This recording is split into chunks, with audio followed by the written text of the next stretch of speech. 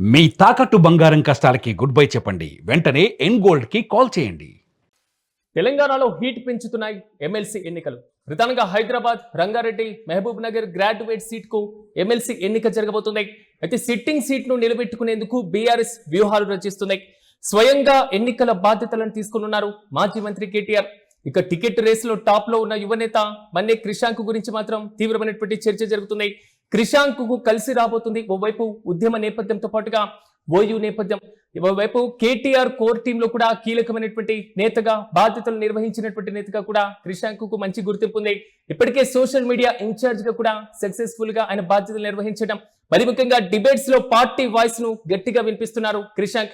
Youth లోను మంచి క్రిషాంక్ కు following ఉన్నటువంటి పరిస్థితి. ఇలాంటి నేపథ్యంలో క్రిషాంక్ ను ఎంపిక చేస్తే పార్టీ వ్యూహాలతో పాటుగా ఖచ్చితంగా సక్సెస్ సాధించవచ్చు. సో ఈ పట్టభద్రుత ఎన్నికల్లో ఆల్మోస్ట్ కీలకంగా విజయం పరంపర కొనసాగించుకోవచ్చు. సిట్టింగ్ సీట్ ను ఎలాగైనా కాపాడుకోవచ్చు అనేటువంటి ఆలోచనలో బీఆర్ఎస్ అధిష్టానం ఉన్నట్లుగా తెలుస్తుంది. ఈ నేపథ్యంలోనే స్వయంగా మాజీ మంత్రి కేటీఆర్ కూడా రంగంలోకి దిగారు. సో పార్టీ నేతగా కేటీఆర్ కోర్ టీమ్ లో కీలకంగా పనిచేసినటువంటి నేతగా, ఉస్మానియా యూనివర్సిటీలో పార్టీ యొక్క కార్యకలాపాలతో పాటుగా విద్యార్థి సమస్యలు, తెలంగాణ ఉద్యమానికి సంబంధించినటువంటి మలి దశలోను కీ రోల్ పోషించినటువంటి నేతగా కొంతవరకు గుర్తింపు ఉన్నటువంటి క్రిషాంక్ కు ఈసారి అవకాశం ఇస్తే మాత్రం పార్టీకి మరింత లాభదాయకంగా మారేటువంటి అవకాశం ఉంది అనేటువంటి ఆలోచనలో బీఆర్ఎస్ అధిష్టానం ఉందా. ఓవైపు టికెట్ రేస్ లో ముందున్నటువంటి నేతలు మన్నే క్రిషాంక్ పేరు మాత్రమే వినబడుతున్నటువంటి పరిస్థితి మనం చూస్తున్నాం.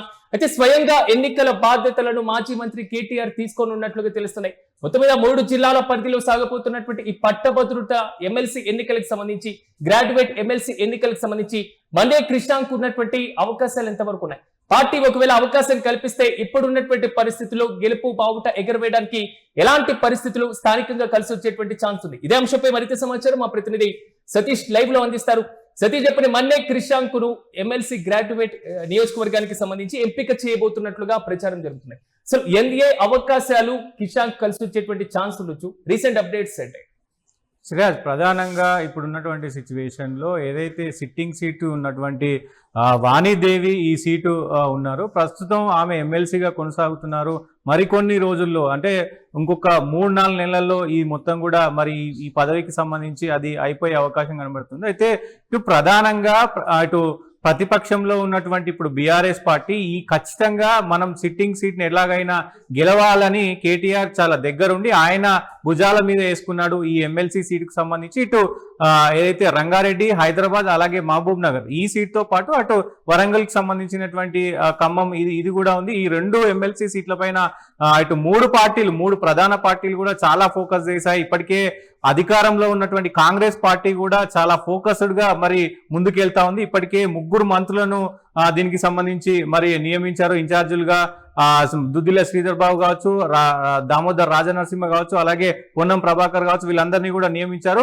అక్కడ లోకల్ గా ఉన్నటువంటి కాంగ్రెస్ లీడర్ అందరినీ కూడా అడుగుతా ఉన్నారు ఎవరికిస్తే బాగుంటుంది ఏంటి అనేది. దాంతో పాటు ఇటు బీఆర్ఎస్ కు సంబంధించి కూడా చాలా కీలకంగా ఉన్న సీటును ఎలాగైనా మనం దక్కించుకోవాలంటే ఒక కీలకమైన నేతను అక్కడ అంటే చదువుకున్నటువంటి వ్యక్తి కీలక నేతను అక్కడ మరి ఎమ్మెల్సీగా నిలబెడితేనే ఖచ్చితంగా గెలిచే అవకాశం ఉంది అనేది కూడా మరి కేటీఆర్ చెప్తున్న పరిస్థితి అయితే కనబడతా ఉంది. మొత్తం దీనికి సంబంధించే ఇటు రంగారెడ్డి, హైదరాబాద్, మహబూబ్ నగర్ ఈ 3 మొత్తానికి సంబంధించి 3టికి సంబంధించి 15 అసెంబ్లీ నియోజకవర్గాలు ఉన్నాయి. అక్కడ లోకల్ గా 15 అసెంబ్లీ నియోజకవర్గాలకు సంబంధించి కూడా అందరి బీఆర్ఎస్ క్యాడర్ మొత్తం కూడా మరి కేటీఆర్ దగ్గరుండి సమీక్ష చేస్తున్నారు. ఎవరికి ఇస్తే బాగుంటుంది అనే దానిపైన చర్చ జరుగుతుంది. దాంట్లో భాగంగానే మన్నే క్రిషాంక్ ఇస్తే కొంత మరి బాగుంటుంది. ఎందుకంటే ఆయన నేపథ్యం అంటే ఓయూకు సంబంధించి ఓయూలో ఉద్యమ నేతగా పనిచేశారు. సో అక్కడ ఓయూలో ఉన్నటువంటి విద్యార్థులతో ఉన్నటువంటి అనుబంధం కావచ్చు. ఎందుకంటే ఓయూలో అన్ని అంటే మొత్తం తెలంగాణ రాష్ట్ర వ్యాప్తంగా కాదు, బయట నుంచి కూడా వచ్చి చదువుకుంటారు కాబట్టి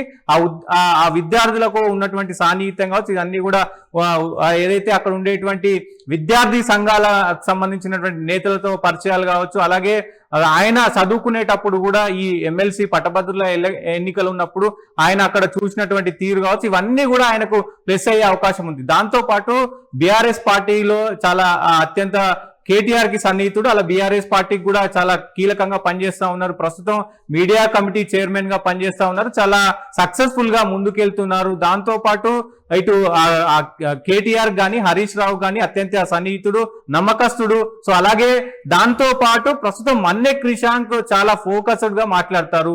అధికారంలో ఉన్నటువంటి పార్టీని ఆధారాలతో సహా ముందు పెట్టి మొత్తం డిబేట్లలో కావచ్చు, బయట కావచ్చు, ఆల్మోస్ట్ ఆయనకు ఉన్నటువంటి అనుభవం, ఆయన ఎంపిక చేయడానికి పార్టీ పరిగణలోకి తీసుకున్నటువంటి అంశాలను బేరీజ్ వేసుకున్న తర్వాత ఓవైపు కాంగ్రెస్ పార్టీ, బీజేపీ నుంచి ఇదే రకమైనటువంటి పోటీ ఉండేటువంటి అవకాశం కూడా ఉండొచ్చు.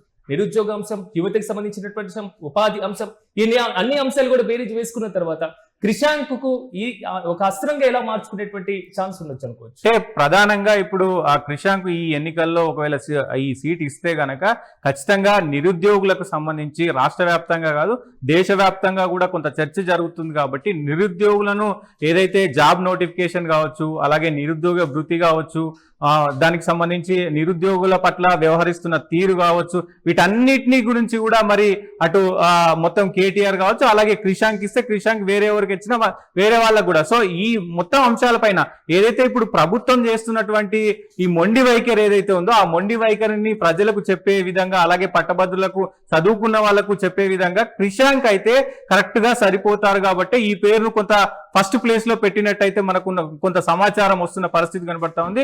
సో ఇక్కడ రంగారెడ్డిలో కావచ్చు, అలాగే ఇటు హైదరాబాద్ లో కావచ్చు క్రిషాంక్ కి కొంచెం అంటే అంత ఐడియా కూడా ఉంటుంది. సో ఇటు మహబూబ్ నగర్ నుంచి మరి ఎవరైనా పోటీ వస్తారా? మహబూబ్ నగర్ సంబంధించి నాయకులు చాలా మంది ఉన్నారు బీఆర్ఎస్ లో కూడా. సో అక్కడి నుంచి మరి క్రిషాంక్ ఎవరైనా పోటీ వస్తారా అనేది కూడా చూడాల్సిన అవసరం ఉంది. అయితే 4-5 పేర్లు మరి అధిష్టానానికి అయితే వెళ్ళే అవకాశం ఉంటుంది. కేసీఆర్, కేటీఆర్, హరీష్ రావు ముగ్గురు కలిసి అక్కడ బీఆర్ఎస్ మెంబర్స్ ఎవరైతే సీనియర్ మెంబర్స్ ఉంటారో వాళ్ళందరూ కలిసి మరి ఒక పేరును ఇచ్చే అవకాశం ఉంటుంది. కాబట్టి ఖచ్చితంగా ఫస్ట్ దశలో మాత్రం ఈయన క్రిషాంక్ పేరు అయితే ఉండే అవకాశం ఉంది. సో ఇస్తే కూడా గెలిచే అవకాశాలు, ఎందుకంటే ఇప్పుడు ప్రస్తుతం ఉన్న సిచ్యువేషన్ లో సిరాజ్ సిట్టింగ్ సీట్ ను దక్కించుకోవాలని బీఆర్ఎస్ ప్రయత్నిస్తా ఉంది. సో గతంలో ఈ సీటు అంటే వాణిదేవి కంటే ముందు బీజేపీ అక్కడ మరి ఎమ్మెల్సీ గెలిచారు. సో వాళ్ళు కూడా ఈసారి ఖచ్చితంగా మనమే గెలుచుకోవాలి, ఎందుకంటే వచ్చే ఎన్నికల్లో మనం పాగా వేయాలంటే ఈ సీటు గెలవాలనేది వాళ్ళు పెట్టుకున్నారు. సో అలాగే ప్రభుత్వంలో మనం ఉన్నాము, ఖచ్చితంగా ఇటు జూబ్లీ హిల్స్ ఎన్నికలు కావచ్చు, అలాగే కంటోన్మెంట్ ఎన్నికల్లో మనం గెలిచాం. కాబట్టి